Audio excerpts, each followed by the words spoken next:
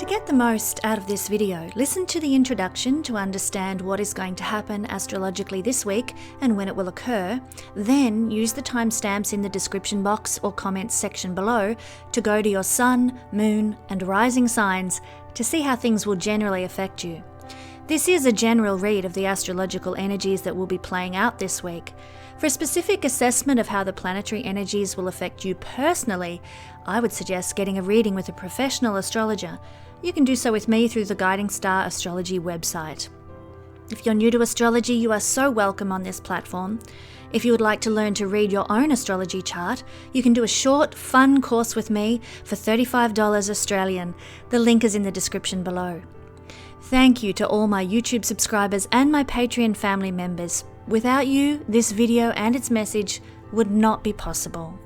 Hello, I'm Kesenya and welcome to this series that I've been preparing for you all about Neptune and Neptune's transits through every house in the horoscope and how it will affect your life. Now, I've been wanting to do this series for quite some time now. However, I decided I'd wait until Neptune had crossed my ascendant and my first house lord. In doing so, there's a strategy behind this. I wanted to see how Neptune would play out in my life on those very significant and key points in my chart. Astrology is 50% reading books and doing courses and getting mentors and teachers. And the other 50% is observation and experience of the planets in your life. So the older you get, the more wisdom, the more knowledge that you will have about how planets impact us. So now that I've gone through those particular transits of Neptune in my first house, I feel that I'm ready to talk more in depth about this very watery planet. So let's start by having a look at what Neptune is all about astronomically. So Neptune comes after Uranus in the order of the planets. We have Mercury, Venus, the Earth, Mars, Jupiter, Saturn, Uranus, boom, Neptune. Second to last of the key players in astrology. Pluto is still considered to be a planet of influence in astrological circles, and therefore Neptune is the second last. Now, when Neptune was discovered, it wasn't through observation. They didn't sort of spot Neptune in the sky and go, aha, there it is, because you actually need a telescope to see Neptune. It's not something you can observe with the naked eye. And so Neptune was discovered through mathematics. Basically, the astrologers of the time when Neptune was discovered, and we're going to talk about that when Neptune was discovered in just a minute, but the astrologers of the time were observing Uranus, and they had mathematically predicted where Uranus was going to go according to all their observations, and then Uranus did his usual quirky thing and did not follow the predicted orbit. And so from that, they were able to calculate that there must be a planet further out that's pulling on Neptune, and its gravitational force has caused it to move in a different way than we expected or anticipated. And so because of their mathematical calculations, they began to look for another planet beyond Uranus. And voila, we have Neptune. Now, what is very interesting, and this is quite telling about the character of Neptune actually as well, what is very interesting is that Galileo had observed Neptune back in 1612. He didn't realize that Neptune was a planet. I don't know what he thought it was, but he didn't sort of put two and two together and think, there's another planet out there. So Galileo had observed Neptune, and this was a whole 234 years before the discovery of Neptune. Now, why I say this correlates to sort of the ambiguous nature of Neptune is that he's a bit slippery as a planet. It's hard to sort of pin down. So here was Galileo observing Neptune, not realizing what he was, not sort of seeing it for what it was, basically sort of under an illusion that Neptune was something else. That is a very Neptunian quality, which we'll talk about very soon. But 234 years later, we had the discovery of Neptune in the real through that mathematical observation that I was talking about. This was in 1846.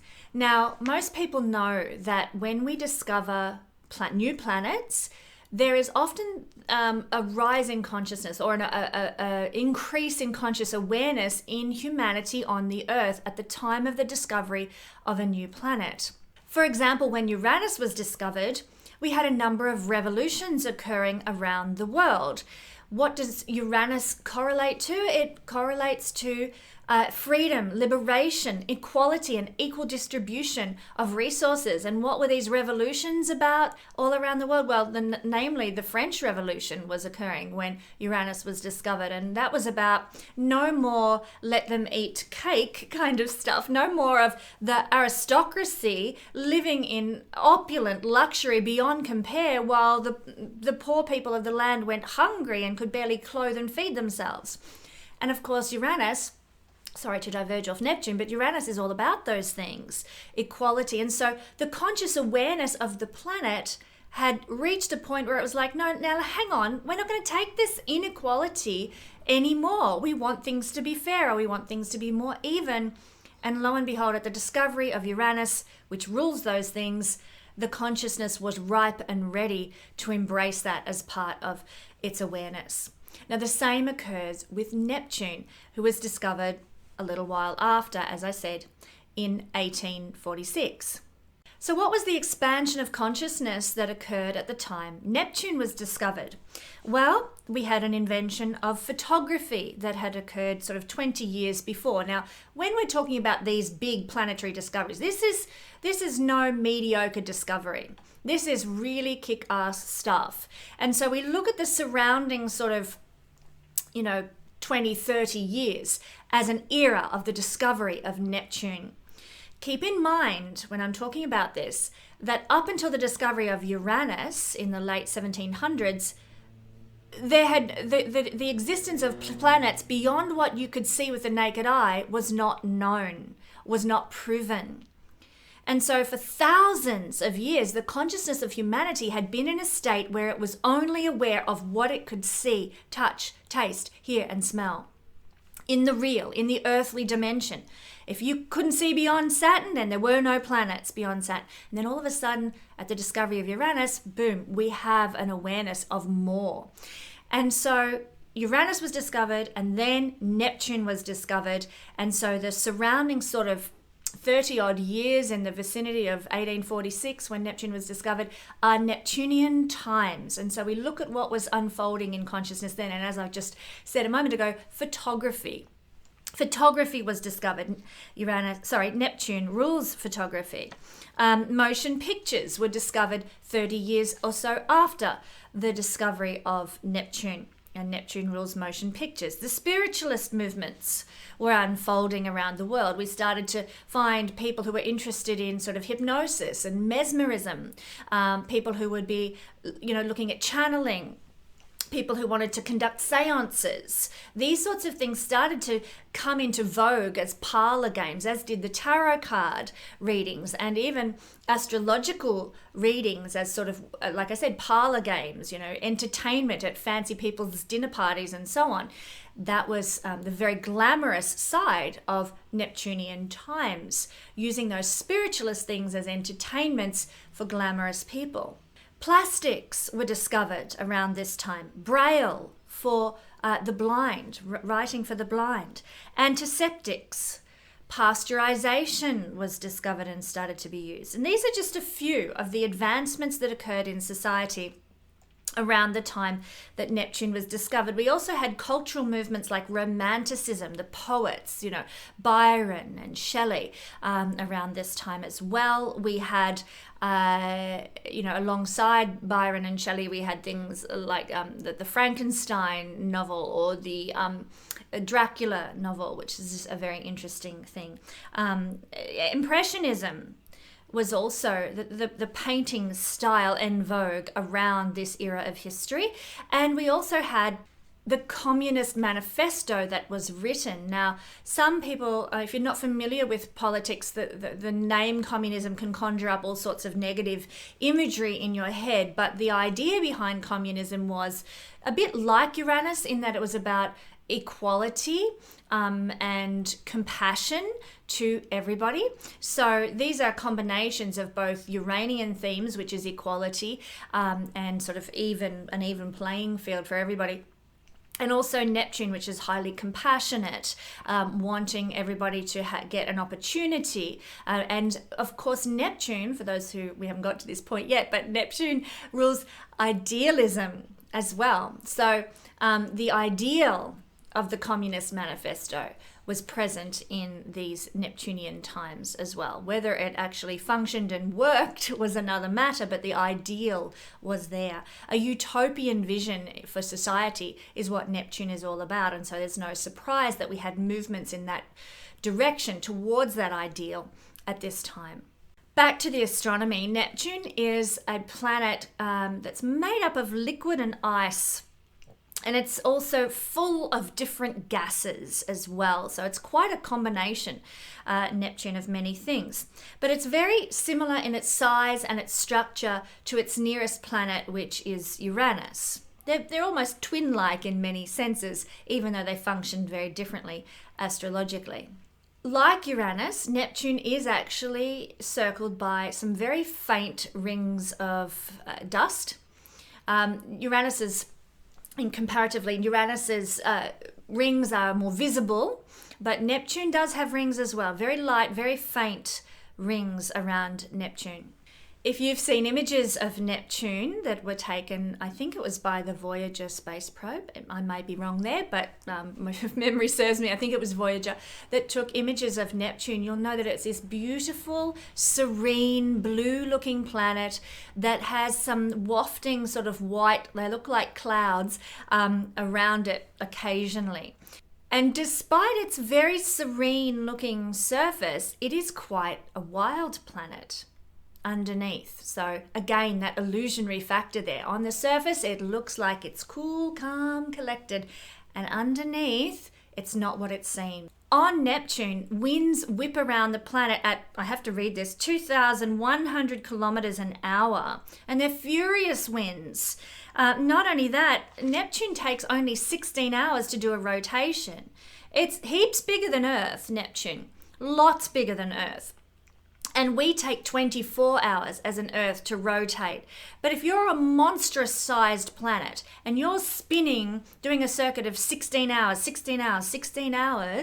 then the gravitational pull of Neptune becomes pretty phenomenal, despite the fact that you're mostly made up of gas.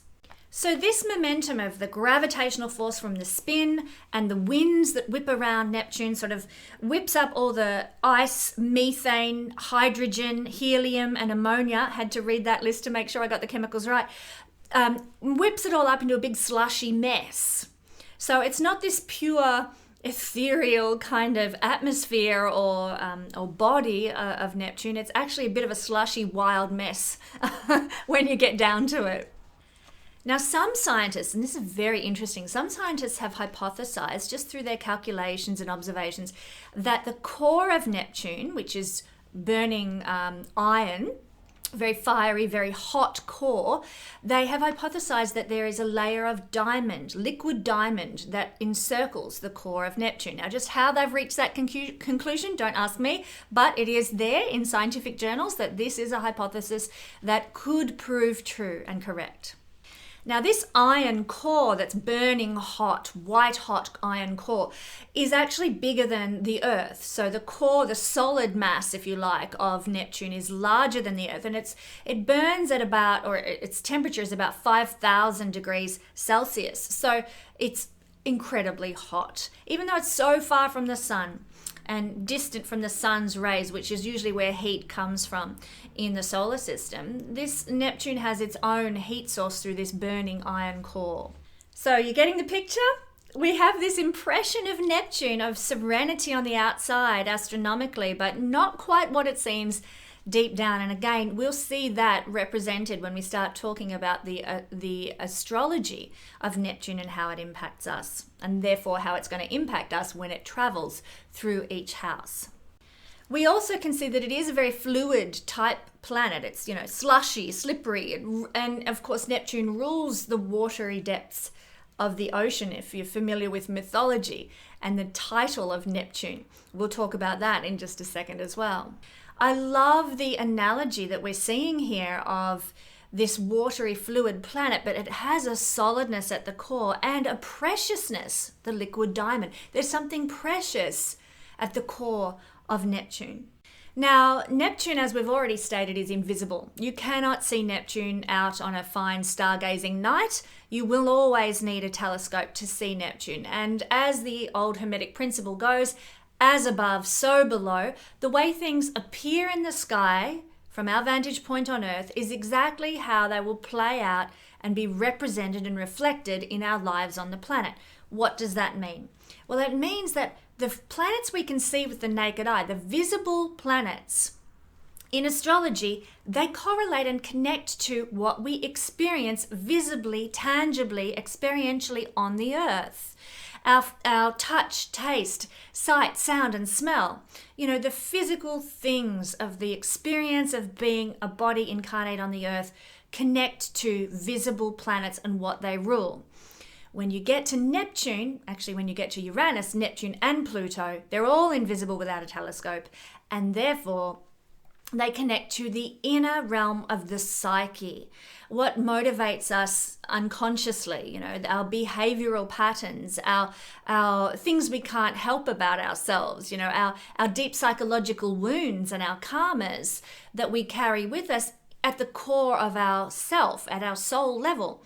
They correspond to these invisible planets because as above, so below. We can't see them, therefore it's like the part of the iceberg that sits underneath the water. You can't see it, but it's still there packing a whopping punch, especially if you happen to be on the Titanic.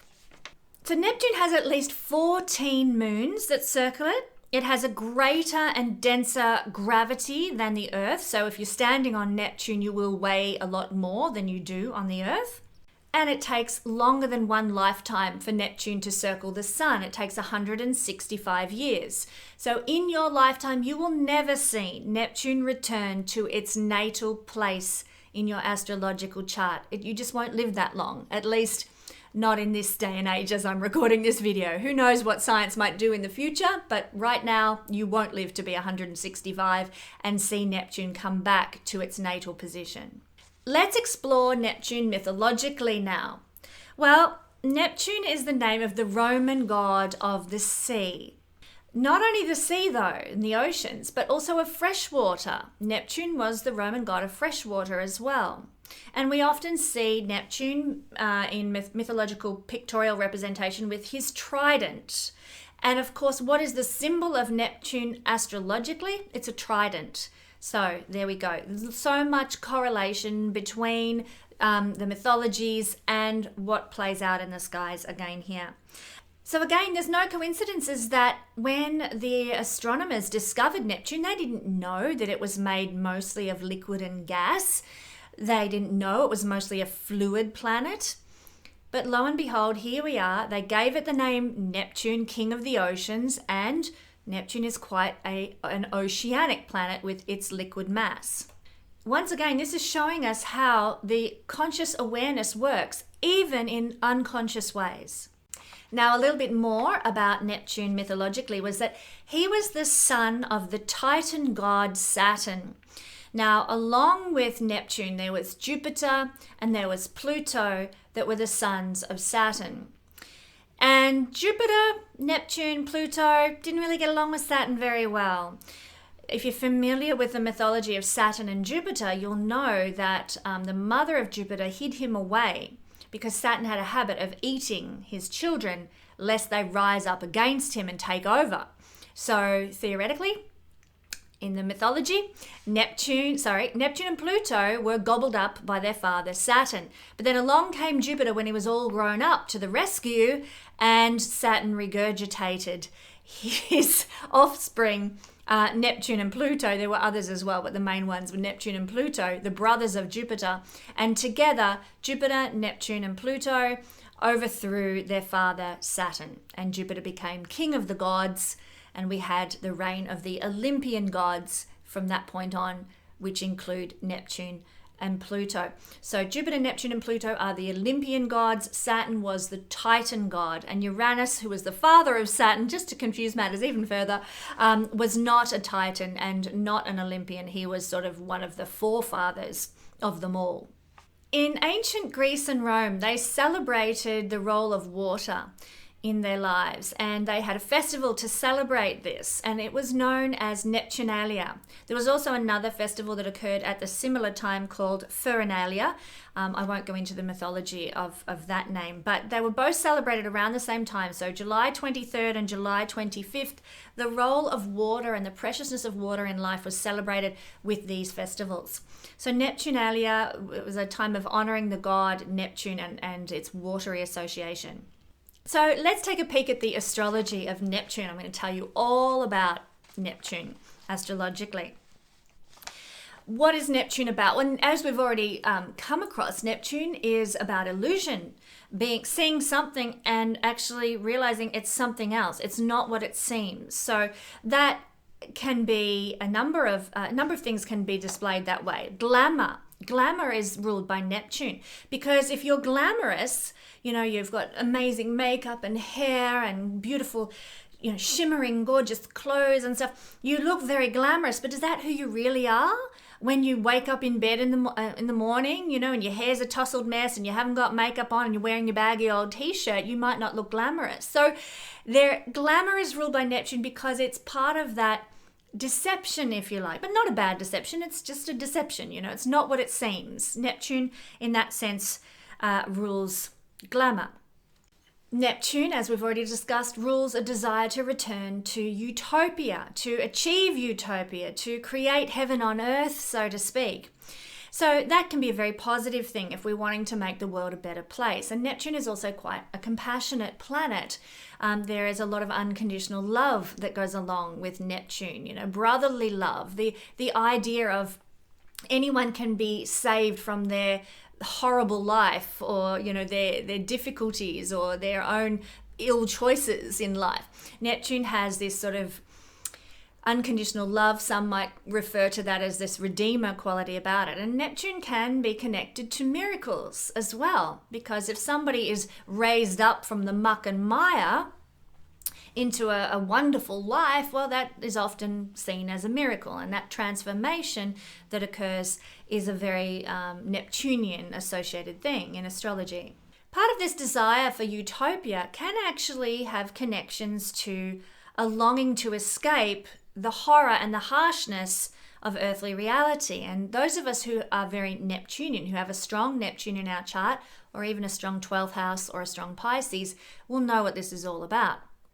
The wanting to escape from earth and earth realities because they're too hard to bear. They're fearful. Earth is a fearful place for these highly sensitive Neptunian, Piscean, 12th house souls, and it's almost too hard. So Neptune is also associated with tremendous longing to tap out, to escape, a longing to go to heaven. Now, you'll see a lot of religious groups, fanatical religious groups going down this road where it doesn't matter what I endure in this lifetime, I will be rewarded when I go to heaven. And that's all they're living for. They don't even engage in earthly reality and earthly life because it's only about heaven and getting to heaven after this horrible life is over. That's a Neptunian thing. Also, Neptune has this idea about it of wanting to return to the watery depths, i.e. the womb, being in the embryonic fluid, being safe and secure, not having to sort of struggle and make it on our own because, hey, we've got everything we need. We're warm, we're safe, we're fed, we're in the womb. And Neptune has this desire for that too. So it's a dual desire for paradise, heaven, but also at the same time a desire to, return to the safety and security of home, so to speak. Neptune can also give a longing to be saved. You want your hero to come along and rescue you from this, terrible existence. That's a Neptunian longing. But also, if we find that we desire to be the rescuer, we want to be somebody's hero, that's a Neptunian thing as well. So there's often a spiritual connection with Neptune, and I'm sure from what I've just described, you can see connections in religious circles to savior mentality, redeemer qualities, longing for paradise. You can see where Neptune's getting its sort of shadow side of spirituality popping up there in religious, ideology.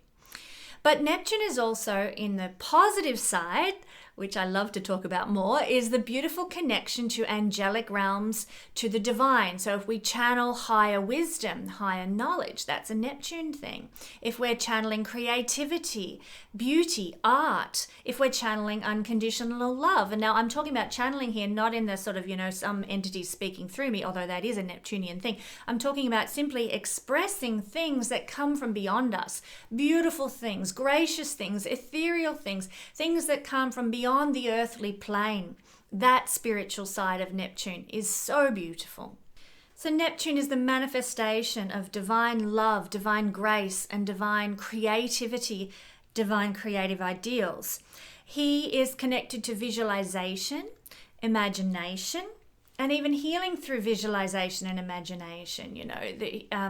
The idea that through your thought processes and lifting them to a higher plane, dreaming and aspiring of what it could be, that you can heal yourself. And again, we come back to the miraculous component here, where people are miraculously healed. Neptune has connections to hypnosis as well, and mesmerism. In fact, Mesmer was the man who developed the idea of being hypnotized as a form of healing. So the two are very similar. And so Neptune has connections with this as well. It's all very interesting, but Neptune is actually a planet that it's hard to define him, and I use the word him loosely, as a masculine planet. Now, Neptune as a god was a masculine god, but the expression of Neptune is actually very feminine. It errs on the feminine side. So it would be very interesting to understand exactly how they reached the concept in ancient mythology that Neptune, the god of the oceans, was actually a man. I feel maybe that came about at the time of the ancient Greeks and Romans, when the patriarchy was establishing itself, because really the expression of Neptune is this compassionate, unconditionally loving, highly creative energy, which connects more to the water signs and the watery energy, which is feminine in astrology. So very interesting there. Neptune is a more feminine energy expression. Neptune rules the sign of Pisces in modern astrology, and of course that is a water sign as well. Neptune is also in astrology neither benefic nor malefic. So that means, we don't put a label of good or bad on him. But really with Neptune, it depends what aspects you have to your placement of Neptune in the chart, whether he will manifest his shadow side or whether he will manifest his light side in your life. And we've kind of talked a little bit about both here now. I will talk further about the shadow side in just a second. But if you have mostly good aspects, like a conjunction, we can classify that as a good aspect, or perhaps a trine or a sextile to Neptune from other planets, then it's looking good for you. Neptune will tend to express in its more angelic form. It's more miraculous, blessed form. But if you have quite a mixed bag, maybe you've got some squares to your Neptune, maybe you've got some oppositions to your Neptune. If that's what it's looking like, then you may end up with a bit more of the shadow side exhibiting in your personality or what you attract in your life. Let's explore what that is all about. Well, some of the shadow side of Neptune is in the desire for utopia. We want to see evil people punished. And you'll see this a lot expressing in religions, where we just want everyone who's bad to go to hell. And that's actually a shadow Neptunian energy, because we want to preserve utopia for the pure, and everyone else can suffer, So that's a shadow side expression of Neptune. Narcissism can be connected with Neptune's shadow side as well. And so can masochism, actually. If we think about this desire to be seen as holy and pure, often that connects to making ourselves falsely humble and lower than another person. And that can incite in another person distaste, and disgust for another person who is falsely humble. And of course, if you're familiar with the idea of masochism, then you know that it's about debasing yourself in order that you might feel more worthy or more holy because you've made yourself lowly.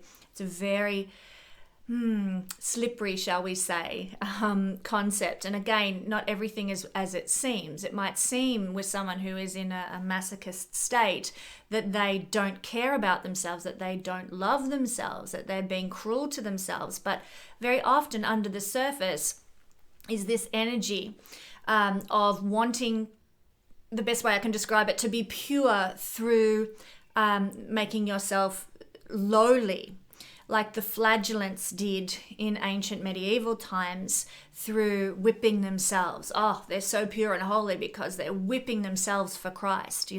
It's that kind of idea. Odd one, but not everything is as it seems with Neptune and Neptune's shadow side. Projection is something that is actually a Neptunian behavioral quality coming from this psychological depth. If we have separation anxiety, that's a shadow side of Neptune. Of course it is, because we are longing to return to the womb. And when we're separate from that safe space, separation anxiety. So if you're looking at those psychological issues in a chart and, assessing that, look at Neptune and what Neptune's doing in the chart. Shadow side of Neptune can be idealization, where we don't see a person clearly for who they are, but we put them on a pedestal. So celebrity culture would be one expression of that. Anyone we put on a pedestal and hold up there, and we create an illusion around that person. It's not the truth. It's not real. It's not what is really going on at the core of a person, to have them up on a pedestal and think that, oh my God, they're so perfect. That's idealization, and that's Neptune shadow side, as is hysteria, as is addiction. Addiction's another expression here. And why? Because addiction is escapism. If we're addicted to drugs, usually with Neptune involved, it's because we want to get away from the harshness of reality.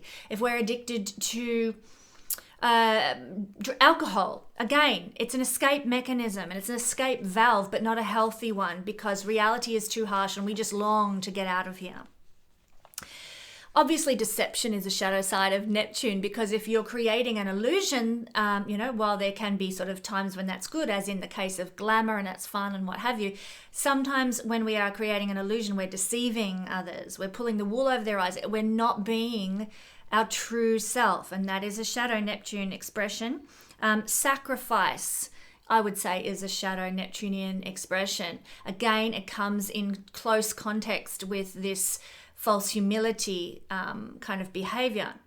If we feel that we have to sacrifice ourselves for another person, then we're kind of making ourselves to be better than the other person. I'll go in, I'll sacrifice myself, and then that person will be saved. And there's a false humility about it, a deceptive humility that goes along with that.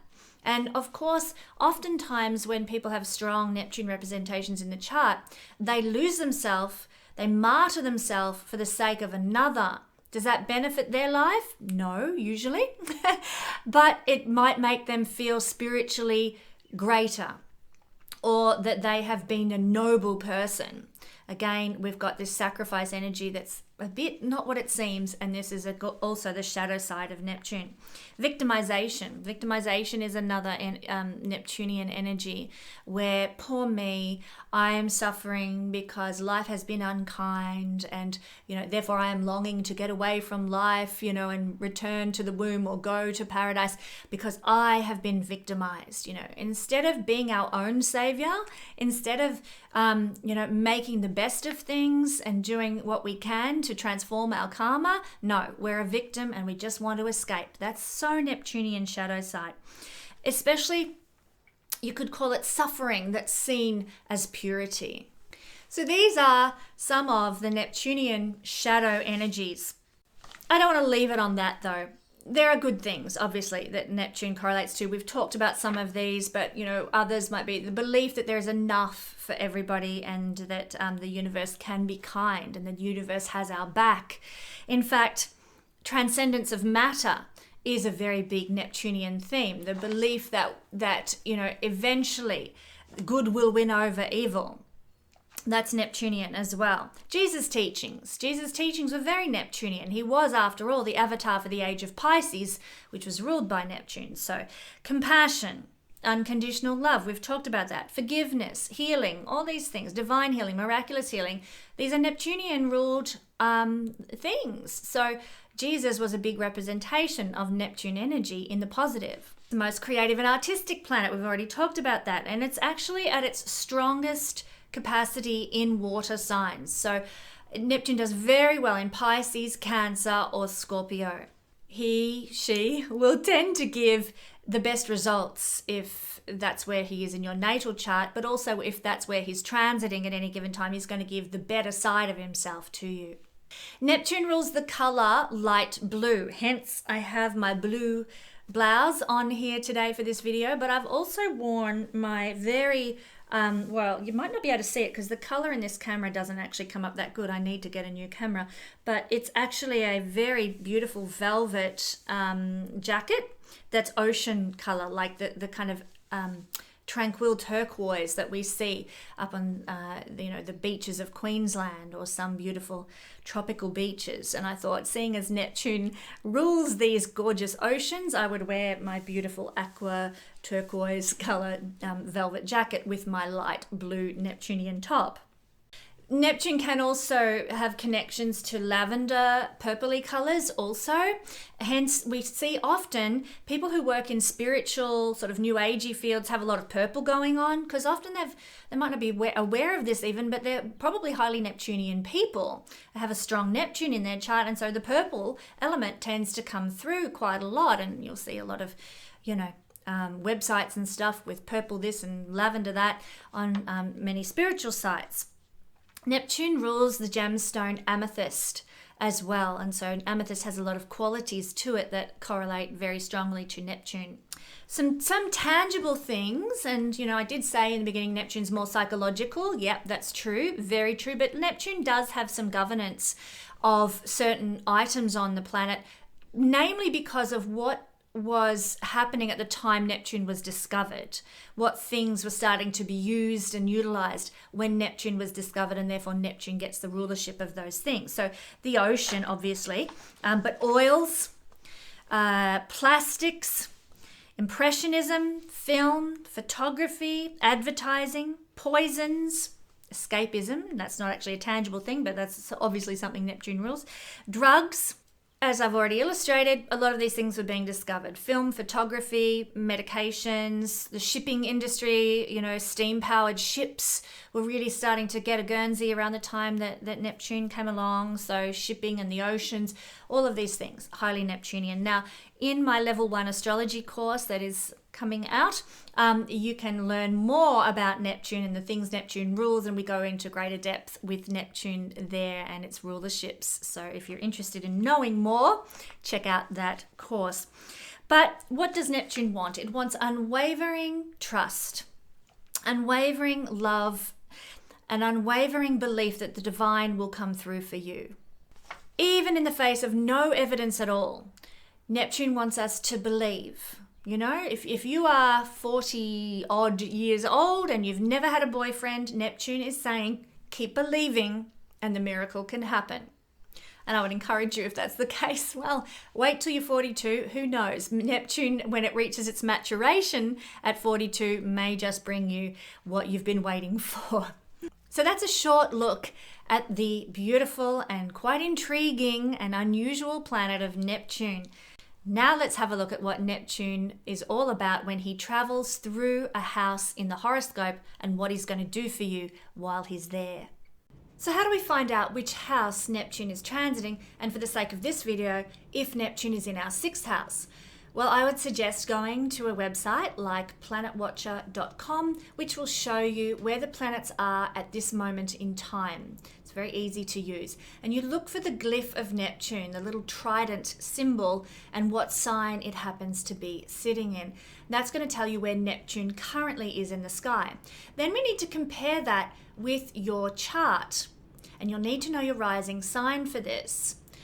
Look at your rising sign, find out what your rising sign is, and then count from your rising sign however many house placements to the sign that Neptune is currently sitting in the sky.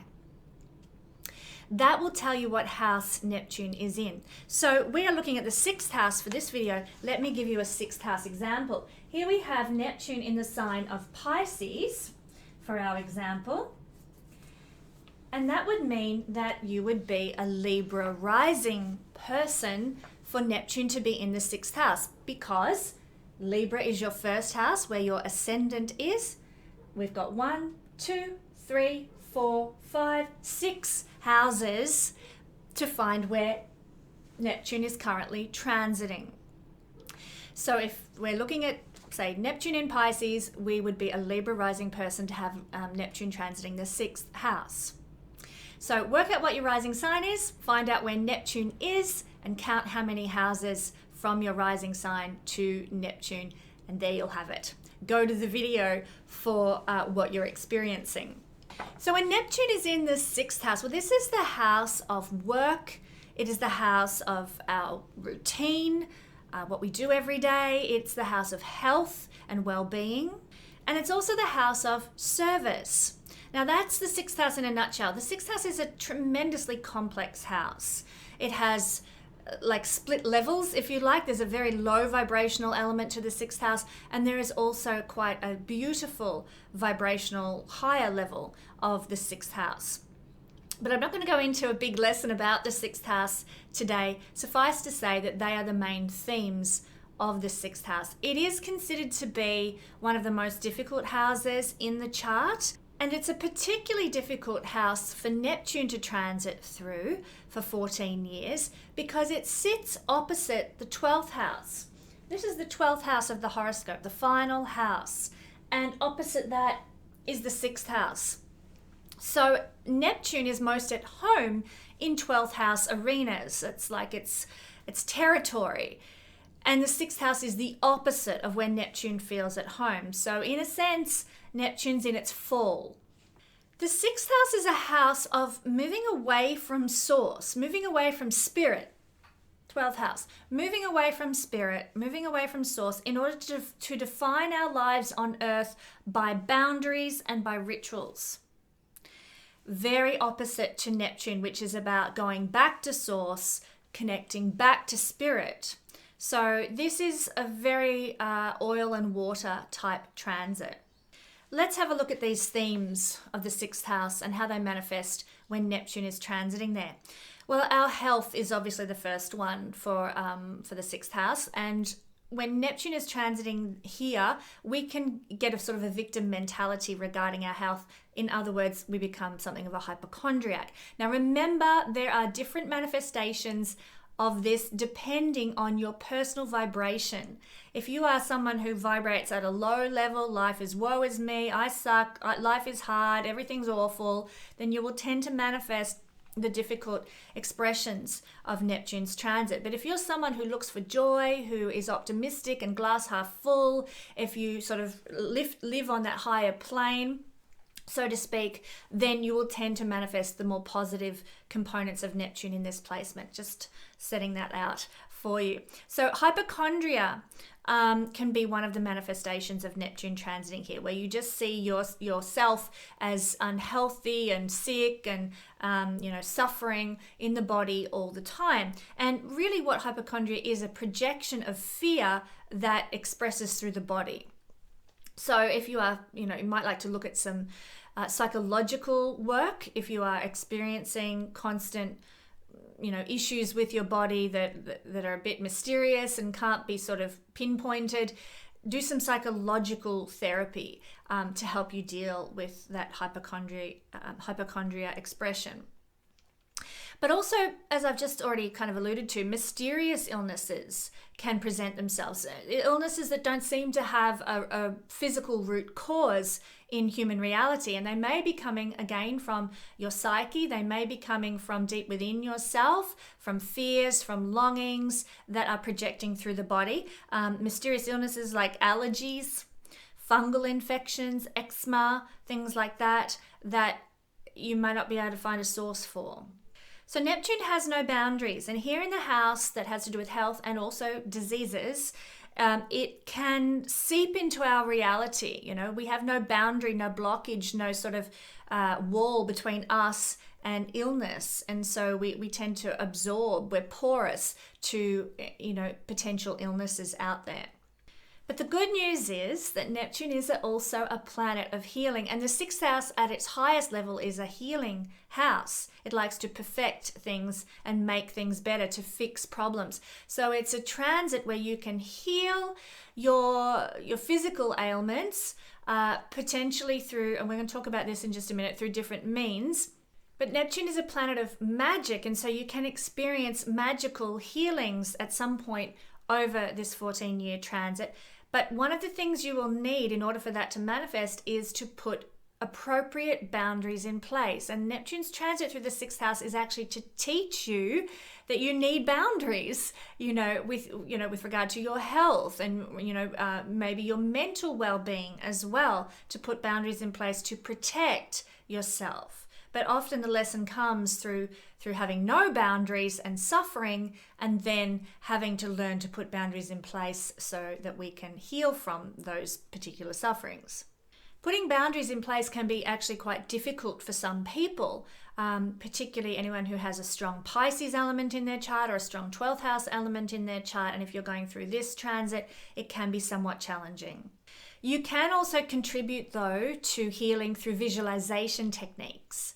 Imagining yourself as well, seeing yourself as healed and whole, seeing yourself restored. I mean, using that visualization, maybe create a vision board, do some imagination around that, maybe pray about that, meditate on that, and see yourself in that situation of perfect health. And you can actually use that mechanism to help you heal. It's a very strong psychological tool when Neptune's in the sixth house. Another way that this can express in a difficult sense is feeling victimized by the demands of our body. So, woe is me, my hip doesn't work anymore. Or, oh my God, I'm constantly have eczema and poor me. Whatever the situation is, we feel like we're a victim and have no control over our body. We can also feel like we're a victim of the mundane, ordinary reality we're living as well. Oh ho hum, I have to just, get up day after day like a drudgery and, do XYZ, clean the house, cook the dinner, time and time again, and it's mundane and it's humdrum and nothing ever changes. And my God, we can feel like a victim when Neptune is transiting here because we have to do the mundane, ordinary life. Neptune wants to escape mundane, ordinary life. Neptune wants to escape from the mundane and live a life of glamour and fantasy and magic and wonder. That's Neptune. So of course she struggles when Neptune moves through this area of the chart. Neptune can also cause you to be susceptible to toxicity now as well. So that can be toxicity in, chemicals, medicines, that kind of stuff. You might suddenly find, you're cleaning your bathroom with Domestos and you've cleaned it that way for, however many years, and all of a sudden your body can't handle the stink of Domestos or getting Domestos on your hands. That's a hospital grade cleaner here in Australia. And, you have to change your cleaning routine because the toxicity of those chemicals and your body is not a good mix now. So you might need to switch to organic products or unmodified pure foods as well. Avoid processed foods during this time. Really clean up your diet because your body will be more susceptible to junk that's put in it. Avoid drugs, avoid alcohol. You will be more receptive to those things, and that can sort of tip you over the edge. So maybe up until this point in your life, if you've got a headache, you'd take a couple of Panadol or something. And now those couple of Panadol send you right off your tree, whereas it didn't before. So your susceptibility to the effects of medications and drugs like alcohol as well, and other drugs obviously, is just heightened. Even prescribed medicines. If you have to have a prescription medication and Neptune moves into your sixth house, I encourage you to go and speak to your practitioner and have a reassessment of what you need, because you're going to be far more receptive to that prescribed medication, and it might just be too much. I want to encourage you to be very aware and very conscious and present about stress in your life under this transit. This isn't a transit that creates more stress, but it is a transit that means if you experience stress in your day-to-day life, you'll suffer more because of it. Make changes in your lifestyle to avoid stress as much as possible with this transit. Emotional balance is also very important during this time in order to maintain your vitality. So if you observe yourself experiencing physical struggles or mental struggles in any way, address them straight away. Don't just put them on the back burner, oh, and I'll deal with that later, or I'll deal with that tomorrow. No, go and address any, mental, psychological, physical issues immediately, because they will have a very potent effect on your physical health and well-being with Neptune transiting through this realm. Now let's move on to another topic of the 6th house, the house of routine. Neptune is not known for being well structured. It's quite the opposite. And so things that require organization and structure and routine now suffer when Neptune moves through here. We can feel helpless with the requirements of our everyday lives. We have difficulty dealing with practical matters in a straightforward way now. It's lost on us. We might be always floating off in our heads or getting distracted or sidetracked in some way. It's not that we're procrastinating, it's just that our ability to focus on these ordinary everyday things is lessened, and we're off fantasizing, staring out the window. We're trying to mop the floor, and then half an hour later we come to and realize we've been watching the clouds out the window half the time. So it is much more difficult to do those mundane, ordinary things, even in the workplace as well, because Neptune can sort of give that effect. Now, if we are in a situation where we already feel trapped in our mundane, ordinary lives, and then Neptune moves into this realm, we suddenly might develop a tremendous longing to escape, to run away, to be free, because our everyday drudgery just becomes unbearable. So, we might find that we're seeking ways to tap out. We might get involved in the negative, alcohol, drugs. We might actually literally run away to another country and leave our responsibilities and duties behind. But in the positive, we could utilize this desire, this longing to escape by allowing ourselves space and time and freedom to do so in healthy ways. Getting your nails done, having a regular massage is a good idea. Maybe a weekly massage if you can manage that. Allowing time for a soak in the bath, once on a weekend or something, if that's an experience that helps you sort of relax and get out of your everyday world in some way. But whatever works for you. Going to the movies does it for me, and I find I can just tap out of my ordinary reality for a period of time. But whatever works for you, escape from the mundane drudgery in healthy ways, and it will help you to cope so much more with the everyday requirements of living.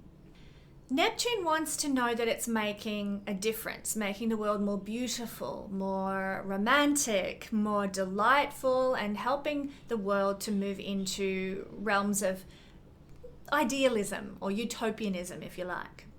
So we need to see, in order to cope well with this transit, we need to see that the mundane, ordinary things we're doing every day are actually making a difference to the world. They're making it more beautiful. They're making the world more romantic, more compassionate, more kind. So look for those things. Look for the substance in what you're doing with your mundane routine, and it will help you get through it so much better. If we don't find meaning in our mundane, ordinary lives, then we can become very frustrated and very discouraged during this 14-year transit. So do look for the spiritual significance of what you're doing. Now, let's move on to the topic of work here. Work is more than a means of making money. That's how our Western society sees work. It just sees it as a source of paying the bills and helping us to survive. But in ancient times, work was considered a sacred act. And if you look at, say, a Buddhist monk in this lifetime, their little mundane acts of service, they see as a great spiritual practice. They work humbly, and That's really how we have to start looking at whatever our work is during a Neptune transit, with that Buddhist monk point of view that you are serving the divine through what you're doing. Some people might develop a bit of a utopian idea of what they're doing with their work now. They might see their work, and we're talking about, your job or whatever, as being something quite visionary or meaningful in some way. And that's great if you can do that. That will help you enormously with this transit of Neptune through the 6th house. Some people might even idealize their work in some manner, but remember, not everyone is going through this same transit. Not everyone is going to have that same idealized approach, perhaps, to work, or that dedicated, humble service to their work that you might experience. So don't expect other people to get on board with your utopian vision or your humble service. You can be a bit disappointed if your colleagues don't see what you're working on together in quite the same light. In one of the negative expressions of this transit, your bosses, people above you, might come and ask you to deceive or cheat or steal in some way. That's a shadow side of Neptune energy. Don't be sucked into that, Don't be sucked into that. You will regret it. There's guilt that goes with that sort of thing. So if you find that you're in a position like that, look for a way to avoid being in that, going down that road. Now, for some people, they might find that they are disappointed and discouraged with their work life. That's not at all unusual with this transit. But see it as a potential momentum for you to perhaps move to a realm where you might find more opportunity to serve, to bring compassion to the world, to bring beauty to the world. You may even, under this transit, be able to find work that's more satisfying to your soul. You might find work that inspires you now, and you become inspired about what you do. And Neptune wants to flow. Neptune doesn't want to regulate and structure things. So you might even end up working in a field that's more flowing, more time is your own, and you are your own master, if you like, with the work that you do. And you can come and go as you please. Or maybe your workplace becomes much more flexible and you can work from home now, or, a couple of days a week in the office, couple of days a week out on the field or something like that. There's much more flexibility and flow that can come to a work situation under this transit. We can also bring more imagination into what we're doing every day, because our imagination is a Neptunian thing. And here in the house of work, we combine the two. Do be conscious of carelessness in the workplace. It's not that you purposely can't be bothered. It's more that you're just not noticing the fine details and the small requirements and the fine print. There might be a loss of workplace discipline as well. So be aware that that's how this can sometimes manifest. We've talked about bosses in the workplace. We can also be deceived by colleagues as well. So you might find that colleagues maybe do something behind your back. Maybe they're gossiping about you. Maybe they're bad-mouthing you, or they trick you into something. These are the shadow expressions of Neptune. So it can manifest that way. Try and keep your vision high and keep your humble service and what you're really about here in mind.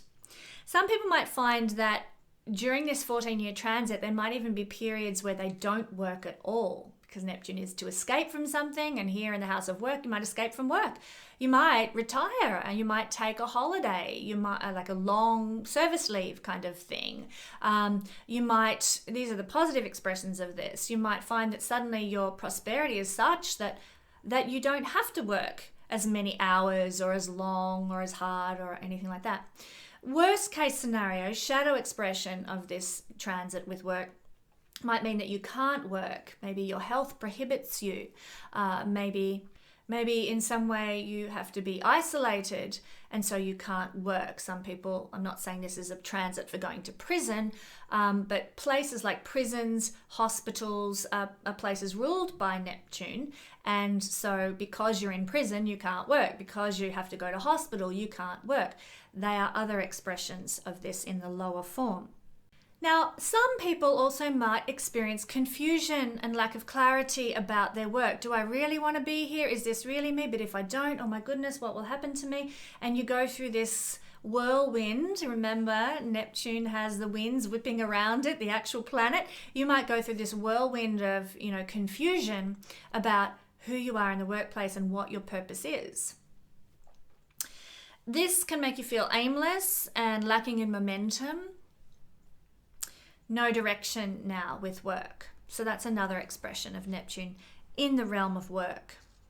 In the positive, though, some people might discover opportunities and evolve into working in Neptunian fields. Now, this could be as a nurse, as a doctor, working with medicines, as a chemist or something, photography, film, illustration, art, creating illusions, maybe costume design or film set construction, glamour industries as well, fantasy industries, farming is also connected to Neptune, working with the oceans, fishing industries, working with oils, natural medicines as well.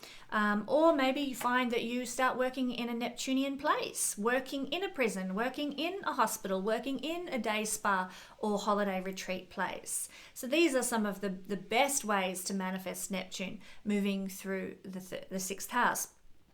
It's also a good time, if you're so inclined, to start working in healing professions also. So medicine, nursing, spiritual healing, these are all great realms as well, and work to help heal. Some people might even become, if your chart natally has this inclination, you might start to find that you are functioning as a medical intuitive now, and that you can heal people through prayer, that you can heal people through just focusing your thoughts on them and sending healing, let's call it vibes, healing energy to people.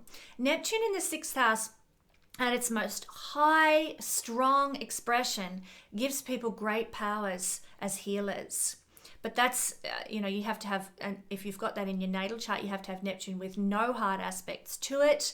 And it has to be like a singleton, Neptune sitting alone in a hemisphere of the chart by itself, and therefore very strong and carrying a lot of energy and emphasis. And so a lot of people with those kinds of configurations find that they have tremendous powers to pray for others and heal them. Tremendous powers, maybe to, the old preacher thing, to lay on hands and people are miraculously cured.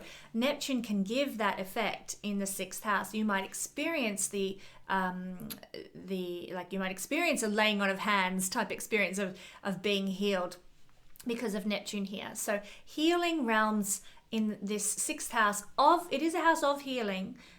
Healing once we've suffered and learnt our lessons and paid our karmic dues, then we begin to heal and restore. Neptune is sixth house is actually a healing house, as are all the difficult houses in the horoscope.